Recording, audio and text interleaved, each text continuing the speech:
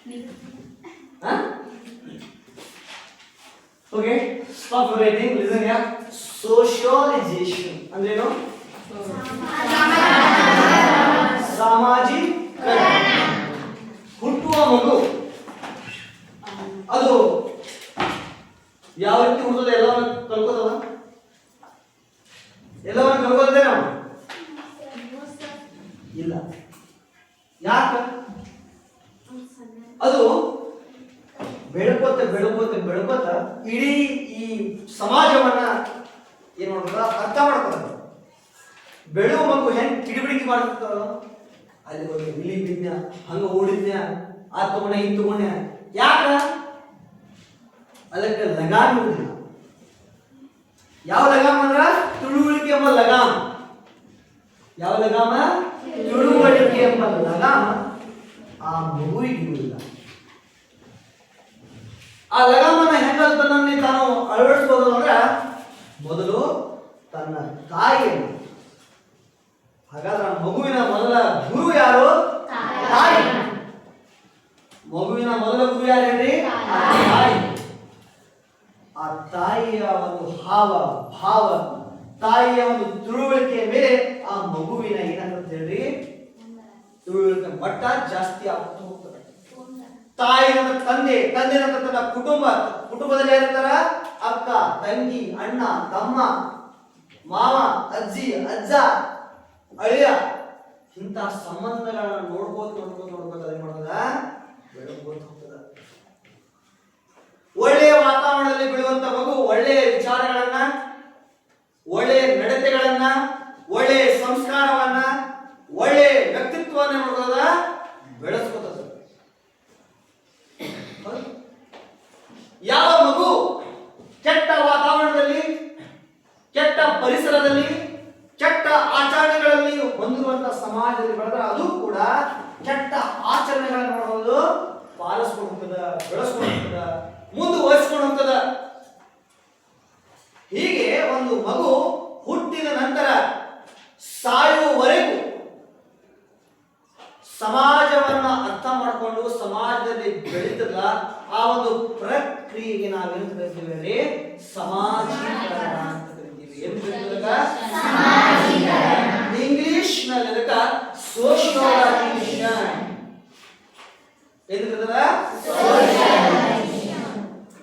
ಅಂದ್ರೇನು? Socialization is the lifelong process through which a person learns the values, customs, traditions and behavior of a society. ಅಂದ್ರೆ ಇದು ಎಂತ ಪ್ರಕ್ರಿಯೆ? Process ಅಂದ್ರೇನು?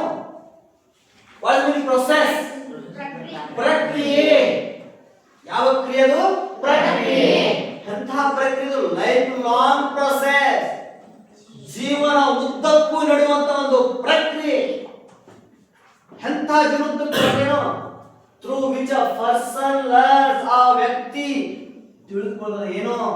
Values, ಮೌಲ್ಯಗಳು. ಮೌಲ್ಯಗಳು ಯಾವುವು? ಪ್ರೀತಿ, ಮಮತೆ, ಕರುಣೆ, ಲವ್, ಅಫೆಕ್ಷನ್, ಫ್ರೆಂಡ್ಲಿನೆಸ್, ಕೈಂಡ್ನೆಸ್.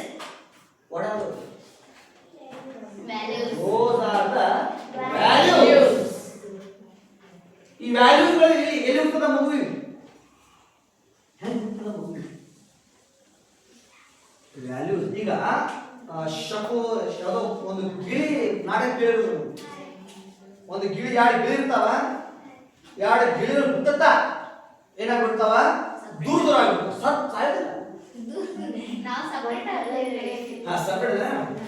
ಅಂದ್ರ ಒಂದು ಗಿಳಿ, ಒಬ್ಬ ಗಿಳಿ ಖುಷಿ ಕಡೆ ಬೆಳೆದ. ಒಂದು ಗಿಳಿ ಅಣ್ಣ ತಮ್ಮದ್ರು, ಅವರು ಒಂದೇ ತಾಯಿಯ ಹೊಟ್ಟೆಗೆ ಹುಟ್ಟಿದವರು ಅಂದ್ರೆ ಗಿಳಿಗಳು. ಆದ್ರೆ ಒಂದು ಗಿಳಿ ಏನಿರ್ತದ? ಸಾಧು ಸಜ್ಜನರ ಕಡೆ ಬೆಳೆದ್ರ ಒಂದು ದರೋಡೆಕೋರರು, ಕೊಲೆಗಾರರ ಒಂದು ಗುಂಪಿನಲ್ಲಿ ಬೆಳೀತದ. ಒಬ್ಬ ರಾಜ ಬರ್ತಾನ.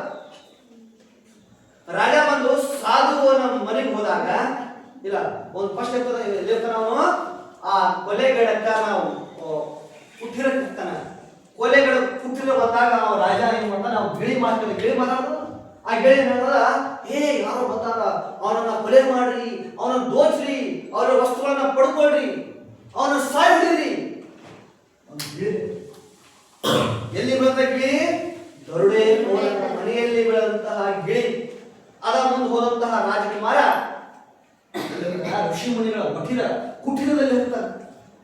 ಗಿಳಿ ಆ ಗಿಳಿ ಯಾರೋ ಅತಿಥಿಗಳು ಬಂದಾಗ ಅವರನ್ನ ಸ್ವಾಗತ ಮಾಡ್ರಿ, ಅವರನ್ನ ವಿಶ್ರಾಂತಿ ಮಾಡಕ್ ಒಂದು ಕೋಣೆ ಕೊಡ್ರಿ, ನೀರು ಕೊಡ್ರಿ, ಆಹಾರ ಕೊಡ್ರಿ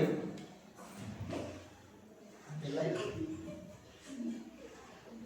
ಯಾಕೆ ಅದು ಡಿಫರೆನ್ಸ್ ಇರೋದು? ಯಾಕೆ ಡಿಫರೆನ್ಸ್ ಅಂತಂದ್ರ ಆ ಒಂದು ಗಿಳಿಯ ಮೇಲೆ ಪ್ರಭಾವ ಬೀರಿದ ಅಂಶ ಯಾವುದು ಅದನ್ನ ಅರ್ಥ ಮಾಡ್ಕೋಬೇಕು. ಯಾವ ಅಂಶ? ಆ ವಾತಾವರಣ. ಯಾವ ವಾತಾವರಣ?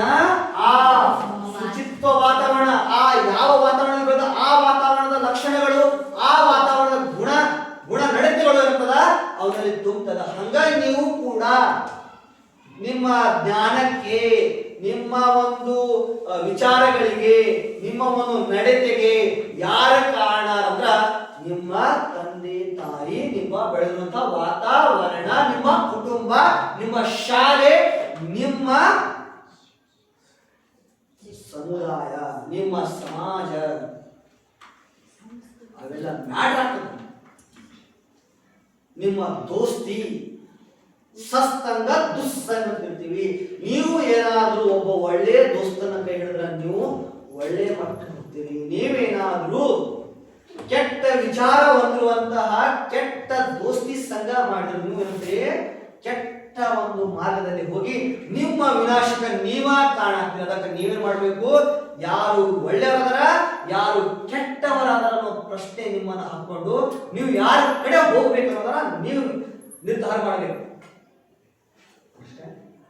ಅದಕ್ಕಾಗಿ ನಮ್ಮ ಒಂದು ಸಾಮಾಜೀಕರಣಕ್ಕ ಪರವಾಗಿರುವಂತಹ ಅಂಶಗಳು ಅಂದ್ರೆ ನಾವು ನಮ್ಮ ವ್ಯಾಲ್ಯೂಸ್ ಇರ್ಬೋದು, ನಮ್ಮ ಮೌಲ್ಯಗಳಿರ್ಬೋದು, ನಮ್ಮ ಕಸ್ಟಮ್ಸ್, ನಮ್ಮ ಒಂದು ಸಂಪ್ರದಾಯಗಳಿರ್ಬೋದು, ನಮ್ಮ ಟ್ರೆಡಿಷನ್, ನಮ್ಮ ಒಂದು ಸಂಸ್ಕೃತಿ ಇರ್ಬೋದು, ನಮ್ಮ ಒಂದು ಬಿಹೇವಿಯರ್, ನಮ್ಮ ಒಂದು ನಡವಳಿಕೆ ಇರ್ಬೋದು, ಇವೇನಂತದ ಸಮುದಾಯದ ಮುಖಾಂತರ ತಿಳ್ಕೊತಾನ. ಆ ತಿಳಿದುಕೊಳ್ಳುವಂತ ಒಂದು ಪ್ರಕ್ರಿಯೆ ಇದೆಯಲ್ಲ ಅದೇನ್ರಿ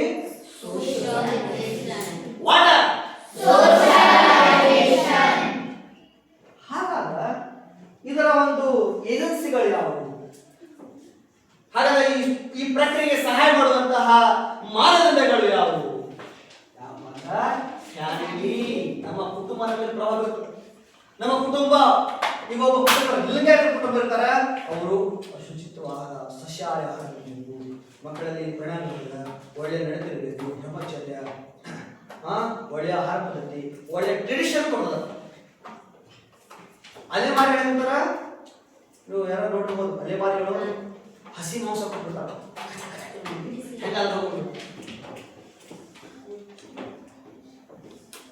ಯಾಕೆ ತುಂಬಾ ಭಾಳ ಬೇಡ ಮುಂದೆ ಹೇಳ್ತೀನಿ. ಓಕೆ, ಸ್ಕೂಲ್, ಕಾಲೇಜ್, ಸ್ಕೂಲ್ ಕೂಡ ಬೇಡ. ನಿಮ್ಮ ಜ್ಞಾನಕ್ಕ ಮೂಲ ಪ್ರಭಾವಿತ ಅಂಶ ಅಂತ ಹೇಳಿ ಸ್ಕೂಲ್ ಅಂದ್ರೆ ಮಗುವಿನ 190% ಸಮಾಜೀಕರಣ ಆಗುವುದು, ಅವನ ಭವಿಷ್ಯ ಬೆಳೆದು ಎಲ್ಲಿಪ್ಪ ಅಂದ್ರೆ ಸ್ಕೂಲ್ ಒಳಗೆ. ನಿಮ್ಮ ಒಂದು 24 ಗಂಟೆ ಒಳಗ ಒಂದು 16 ಗಂಟೆ 18 ಗಂಟೆ ಯಾವ ವಿಷಯದ ಬಗ್ಗೆ ಹೆಚ್ಚು ಮಾತಾಡ್ತೀವಿ ನೀವು? ಸ್ಕೂಲ್ ಬಗ್ಗೆ. ಹೌದು, ಯಾಕಂದ್ರ ನಿಮ್ಮ ಇಲ್ಲಿ ಬರಕ್ ಮೂಲ ಕಾರಣ ಏನಪ್ಪ, ನಿಮ್ಗೆ ಇಲ್ಲಿ ಹಾಕಕ್ ಮೂಲ ಕಾರಣ ಏನಪ್ಪಾ ಅಂದ್ರ ನೀವು ಒಳ್ಳೆಯ ಪ್ರಜೆಯಾಗಿ ಒಳ್ಳೆಯ ವ್ಯಕ್ತಿತ್ವವನ್ನ ಬೆಳೆಸುವುದಕ್ಕ, ವ್ಯಕ್ತಿತ್ವವನ್ನ ನಿರ್ಮಾಣ ಮಾಡಲು ನಿಮಗೆ ಸೂಕ್ತವಾದ ಪ್ಲೇಸ್ ಯಾವ್ದಪ್ಪ ಅಂದ್ರ ಸ್ಕೂಲ್. ಅದು ಬಿಟ್ಟು ಏನಾದ್ರೂ ಆಟ ಗ್ರೌಂಡ್ ಇದೆ, ಆಟ ನಮ್ಮ ಪಾಠಪ್ಪ ಒಂದು ಸ್ಕೂಲ್ ಏನಾದ್ರೂ ಅದೇ ಅಂಗಡಿಯ ಚಾಕ್ಲೇಟ್ ಬೇಡ ಅಂಗಡಿ ನಿರ್ಮಾಣ ಮಾಡ್ತದ, ಜುಜಾಟ ಮಾಡೋ ಇಸ್ಪೇಟ್ ಆಡೋ ಸ್ಥಳ ಏನು, ಇಸ್ಪೇಟ್ ಆಡೋ ಸ್ಥಳ ಏನ ನಿಮ್ಮ ನಿರ್ಮಾಣ ಮಾಡ್ತದ. ಮನಿ ಮಠ ಕಳ್ಕೊತೀರಿ, ಮನಿ ಮಠ ಕಳ್ಕೊತೀರಿ ಇರ್ಲಿ. ಮತ್ತ ಕಮ್ಯುನಿಟಿ, ಸಮುದಾಯ ಬಹಳ ಬೇಕಾಗ್ತದ. ರಿಲಿಜನ್, ಧರ್ಮ, ಹೌದಿಲ್ಲ? ಈಗ ಇಸ್ಲಾಂ ಧರ್ಮದವರು ಇಸ್ಲಾಂ ಧರ್ಮದ ಪದ್ಧತಿಗಳನ್ನ, ಸಂಸ್ಕಾರವನ್ನ, ನಿಯಮಗಳನ್ನ ಪಾಲನೆ ಮಾಡ್ತಾರೆ. ಹಿಂದೂ ಧರ್ಮದವರು ಹಿಂದೂ ಧರ್ಮದಲ್ಲಿರುವಂತಹ ಸಂಸ್ಕಾರ ಸಂಸ್ಕೃತಿಯನ್ನು ಮಾಡಿದವರು ಫಾಲೋ ಮಾಡ್ತಾರೆ. ಹಾಗಾದ್ರೆ ಆ ಸಂಸ್ಕಾರ ಸಂಸ್ಕೃತಿ ಮೇಲೆ ಪ್ರಭಾವ ಬೀರುವ ಅಂಶ ಯಾವುದು? ರಿಲಿಜನ್. ಅಂಡರ್ಸ್ಟ್ಯಾಂಡ್? Mass media. ಈಗ ನಾವು ಬಹಳಷ್ಟು ಸುಧಾರಣೆ ಆಗತ್ತೀವಿ. ಯಾಕೆ? ಈ ಮಾಸ್ ಮೀಡಿಯಾ ಇದೆಯಲ್ಲ, ಈ ಮಾಸ್ ಮೀಡಿಯಾ ಈಗ ಎಲ್ಲೋ ಕೊಲೆ ಆಗತ್ತಿದೆ, ಎಲ್ಲೋ ಅತ್ಯಾಚಾರ, ಅನಾಚಾರ, ವ್ಯಭಿಚಾರಗಳು ಆಗತ್ತಾವ. ಆ ಮಾಸ್ ಮೀಡಿಯಾ ಮಾಡ್ತದ, ಅವನನ್ನ ಅನುಭವ ಬರುವಾಗ ಮಾಡ್ತದ. ಅದೇನ್ ಮಾಡ್ತದ್ರಿ ನಮ್ಮ ಒಬ್ಬ ಒಬ್ಬ ಏನ್ ನೋಡ್ತಾರೆ ಈಗ ಬಹಳಷ್ಟು ಕೆಟ್ಟಗಳು ನೋಡ್ತಿರ್ಬೋದು. ಗಂಡರ ಏನ್ ಮಾಡೋದು, ತಲೆ ಮಾಡೋದು, ಎಲ್ಲೆಲ್ಲ ಊಟ ಹಾಕ್ಬಿಡುದು, ಡ್ರಮ್ ಒಳಗ ಹೋಗಿ ಎಲ್ಲ ಕರ್ಕೊಂಡು ಹೋಗುದು, ಟೂರಿ ಬಾರಿ ಬಿಡುದ ಎತ್ತೆ ಹೋಗ್ಬಿಡುದು. ಮತ್ತ ಇದು ಮನ್ಯಾಗ ಒಂದು ತಗ್ ತೆಗೆದ ಒಳಗಾಗಿ ಕಾಂಕ್ರೀಟ್ ಮುಚ್ಚಿಬಿಡುದು. ಆದ್ರೆ ಏನಾಗೈತಿ ಬಾತ್ರೂಮ್ ಒಳಗ ಇದೆಲ್ಲ ಎದ್ರ ಮುಖ ನೋಡಿದ್ರಿ ನೀವು? ಮಾಸ್ಕ್ ಮುಖ ನೋಡಿದಿಲ್ಲ? ಅವು ನಿಮಗೆ ಆಗ್ತಿಲ್ಲ. ತದನಂತರ ಅದು ಆಕೆಗೆ ಶಿಕ್ಷೆ ಆಯ್ತು. ಹೇಗೆ ಮಾಡಿದ್ರೆ ಆಕೆಗೆ ಶಿಕ್ಷೆ ಆಗ್ತದೆ, ನಾವು ಕೂಡ ಹಂಗೆ ಮಾಡಬೇಕು.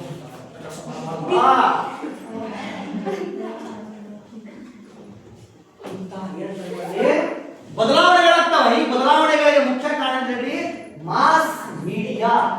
ಯಾವ ಮೀಡಿಯಾ? Mass media.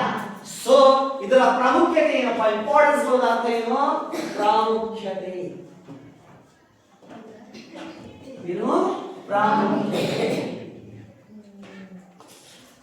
ಏನು ಪ್ರಾಮುಖ್ಯತೆ? ಡೆವಲಪ್ಸ್ ಗುಡ್ ಕ್ಯಾರೆಕ್ಟರ್, ಉತ್ತಮ ನಡತೆ. ಏನಾಗಿ ಬಿಡಿಸೋದು ಯಾವ್ದು ಹೇಳಿ? ನಮ್ಮ ಈ ಸೋಷಿಯಲೈಸೇಷನ್ ಮುಖಾಂತರ ಉತ್ತಮ ನಡತೆಗಳು ಡೆವಲಪ್ ಆಗ್ತದೆ. ಮತ್ತೆ ಟೀಚರ್ಸ್ ಡಿಸಿಪ್ಲಿನ್ ಅಂಡ್ ರೆಸ್ಪಾನ್ಸಿಬಿಲಿಟಿ. ಈ ಸೋಷಿಯಲೈಸೇಷನ್ ಏನ್ ಮಾಡ್ತದ? ನಮ್ಮನ್ನ ತಿಳಿಸ್ತದ, ನಮ್ಮನ್ನ ಬೋಧಿಸ್ತದ. ಏನು? ಡಿಸಿಪ್ಲಿನ್. ಡಿಸಿಪ್ಲಿನ್ ಏನು? ಶಿಸ್ತು ಮತ್ತೆ ರೆಸ್ಪಾನ್ಸಿಬಿಲಿಟಿ, ಜವಾಬ್ದಾರಿ. ಶಿಸ್ತು ಮತ್ತು ಜವಾಬ್ದಾರಿಗಳನ್ನ ಬೋಧಿಸುವುದು ಯಾವ್ದಪ್ಪ ಅಂದ್ರ ನಾವು ಬೋಧನೆಗೆ ಎದುರು ತಗೋತೀವಿ ಹೇಳಿ ಸೋಷಿಯಲೈಸೇಷನ್. ಏನು? Helps us adjust society. ನಮ್ಮ ಸಮುದಾಯ ನಾವು ಹೆಂಗ್ ಹೋಗ್ತೀವಿ? ನಮ್ಮ ಸಮುದಾಯ ಪ್ರಕಾರ ಹೋಗ್ತೀವೋ, ನಮ್ಮ ಸಮುದಾಯದ ವಿರುದ್ಧ ಹೋಗ್ತೀವೋ? ನಮ್ಮ ಸಮಾಜ ಏನ್ ಹೇಳ್ಕೊಡೋದ ಅದ್ರ ಪ್ರಕಾರ ಹೋಗ್ತೀವಿ. 18 ವರ್ಷಕ್ಕೆ ಮದುವೆ ಮಾಡ್ಕೋಬೇಕು, 12 ವರ್ಷಕ್ಕೆ ಮದುವೆ ಮಾಡ್ಕೊಂಡು ಸಮಾಜ ಹೋಗ್ತದೇನು?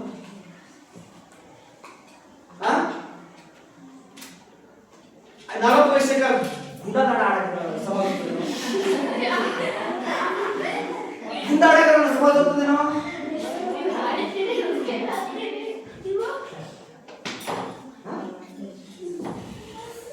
ಏನ್ ಮಾಡ್ತಾರೆ? ಸಮಾಜ ಹೆಂಗ ಸಮಾಜದಲ್ಲಿ ನಮ್ಮ ಒಂದು ಸಂಪ್ರದಾಯ ಇರಬಹುದು, ಹಬ್ಬ ಹರಿದಿನಗಳಿರ್ಬೋದು, ಅದಕ್ಕೆ ಪಾಲ್ಗೊಳ್ಬೇಕು. ನಾವು ಹೋಗಿ ಮನ್ಯಾಗ ಬಂದು ಕಪ್ಪು ಬಿಟ್ರೆ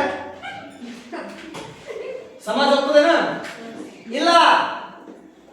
ಅದಕ್ಕಾಗಿ ಈಗ ಸಮುದಾಯದ ಹೊಂದಾಣಿಕೆ ಹೋಗೋ ಮಾಡುವುದು ಯಾವ್ದಪ್ಪ ಅಂದ್ರ ಈ ಸೋಷಿಯಲೈಸೇಷನ್. ಸಮಾಜೀಕರಣ ಸಮಾಜ ಪ್ರೆಸರ್ವ್ಸ್ ಕಲ್ಚರ್ ಅಂಡ್ ಟ್ರೆಡಿಷನ್. ನಮ್ಮ ಗುರುವಿನ ಮಾಡಿಕೊಟ್ಟಂತಹ ಸಂಪ್ರದಾಯಗಳು ಸಂಸ್ಕೃತಿಯನ್ನ ಪ್ರೆಸರ್ವ್ ಅಂದ್ರೆ ಏನು? ನೀವು ಮಾಡಿದ್ರೆ ಪ್ರೆಸರ್ವ್ ನೋ ರಕ್ಷಣೆ. ಪ್ರೆಷರ್ ಅಂದ್ರೆ ಒತ್ತಡ, ಪ್ರೆಸರ್ವ್ ಅಂದ್ರೆ ಏನು? ರಕ್ಷಣೆ. ನೋಡಿ, ನಮ್ಮ ಸಂಸ್ಕಾರ ನಮ್ಮ ಸಂಪ್ರದಾಯಗಳನ್ನ ರಕ್ಷಣೆ ಮಾಡೋದು ಯಾವುದು? ಈ ಸೋಷಿಯಲೈಸೇಷನ್. ಎಷ್ಟೋ ವರ್ಷಗಳ ಹಿಂದೆ ಮಾಡಿದ ಸಂಪ್ರದಾಯಗಳು ಈ ಮಟ್ಟ ಜೀವಂತವಾಗಿ ಯಾಕಂದ್ರೆ ನಾವು ಏನ್ ಮಾಡ್ತೀವಿ? ನಮ್ಮ ಸಂಪ್ರದಾಯಗಳನ್ನ ಮಾಡ್ತೀವಿ ಮುಂದುವರಿಸಿಕೊಂಡು ಹೋಗ್ತೀವಿ. ಅದಕ್ಕಾಗಿ ಅದೇನ್ ಮಾಡೋದ? Preserve our culture and tradition. These are the importance of socialization. What? Socialization. Understand?